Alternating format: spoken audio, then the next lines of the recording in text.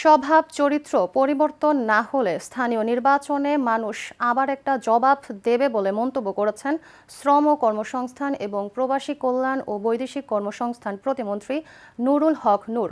শুক্রবার ঢাকা বরিশাল মহাসড়কের মাদারীপুরের মোস্তফাপুরে এক পথসভায় নেতাকর্মীদের একথা বলেন তিনি।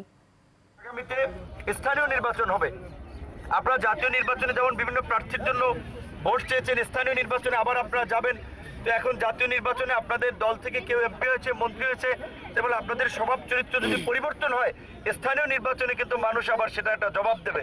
কাজে আপনাদের প্রতি অনুরোধ থাকবে, আমরা জনগণের প্রতি যে জনগণের রাজনীতি করার জন্য একটা নতুন বাংলাদেশ বিনির্মাণ করার জন্য, যেখানে সকল নাগরিকরা দলমত নির্বিশেষে তাদের মর্যাদা এবং অধিকার নিয়ে বাস করবে, দেশে আইনের শাসন থাকবে, আইনের দৃষ্টিতে সকল নাগরিক সমান সুযোগ লাভ করবে, কোনো মানুষ আক্রান্ত হলে আইনের আশ্রয় লাভ করবে, সরকারের যে সামাজিক সুরক্ষামূলক কার্যক্রম, এই যে ঈদের আগে বিজেপি দেওয়া হবে, বয়স্ক ভাতা দেওয়া হয়, বিভিন্ন ধরনের সহযোগিতা, এগুলো আপনারা প্রশাসনকে সহযোগিতা করবেন যেন প্রকৃত ভুক্তভোগী মানুষ পায়।